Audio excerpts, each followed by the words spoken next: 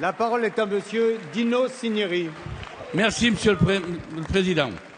Monsieur le Premier ministre, une fois de plus, vous vous défilez, vous ne répondez pas aux questions de votre opposition.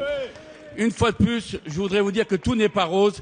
N'oubliez pas que nous sommes tous pour la liberté, l'égalité et la fraternité, mais n'oubliez pas aussi que le public, le 14 juillet, a sifflé le Président de la République. Au plus bas, ma question s'adresse à Monsieur le Premier ministre. Au plus bas dans les sondages, le Président a affiché un optimisme insouciant lors de son allocution élyséenne du 14 juillet. Je passe sur le reniement que constitue cette prise de parole depuis l'Élysée. Moi, Président, avait-il dit à l'époque, les temps ont bien changé. Aujourd'hui, il faut que M. Hollande quitte son bureau de l'Élysée pour entendre la détresse des Français et ressentir ce qu'est leur vraie vie, qu'ils soient retraités, employés, artisans, agriculteurs ou entrepreneurs.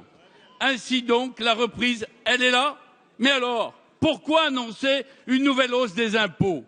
Les économistes sont unanimes pour considérer que votre politique ne permet pas de stimuler l'emploi et l'investissement. Aujourd'hui, l'image de la France est dégradée. Mais ce n'est pas seulement notre triple A que nous avons perdu, c'est aussi la confiance de nos forces actives. Le chômage augmente, les carnets de commandes des entreprises ne se remplissent pas et les ménages constatent tristement une érosion de leur pouvoir d'achat. Vous démoralisez les familles en remettant en cause la politique familiale qui a pourtant fait ses preuves. Le gouvernement que vous tentez en vain de contrôler, à défaut de le coordonner, fonctionne cas à cas selon la technique de la méthode Coué.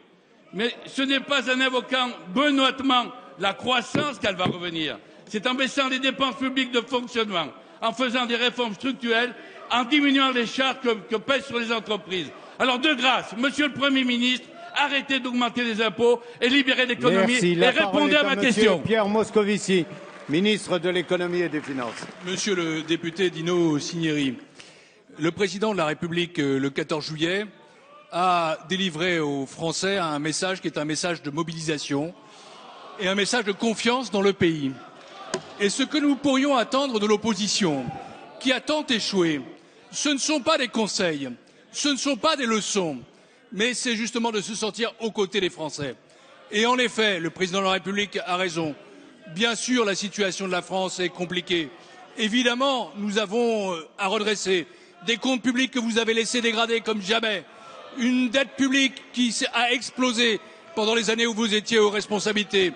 Nous avons amélioré une compétitivité qui a beaucoup diminué et nous voyons entreprise par entreprise à quel point il y a un effort à faire. Mais c'est vrai que la France est en train de sortir de la récession. À tel point, et vous avez tort là-dessus, de vous réjouir de nos difficultés, à tel point que et l'INSEE et la Banque de France prévoient pour le deuxième trimestre de cette année 2013 une croissance positive de l'ordre de 0,2. Et observez en effet les signaux qui apparaissent ici et là. Je pense à l'investissement industriel qui repart plus qu'en Allemagne. Je pense à la consommation des ménages. Je pense au pouvoir d'achat. Je pense aux embauches. Tout cela, mesdames et messieurs les députés, ça ne fait pas une croissance qui repart à la hauteur de ce que nous souhaitons. Mais c'est la concrétisation de l'effort que nous faisons pour réformer ce pays, pour le redresser, à travers le crédit d'impôt compétitivité et emploi, à travers les réformes structurelles que nous entreprenons. Alors voilà, moi je dis à mon tour aux Français que l'effort était nécessaire, mais que cet effort trouve aujourd'hui ses résultats et vous devriez plutôt être à nos côtés pour les accompagner. Merci, Monsieur le Ministre.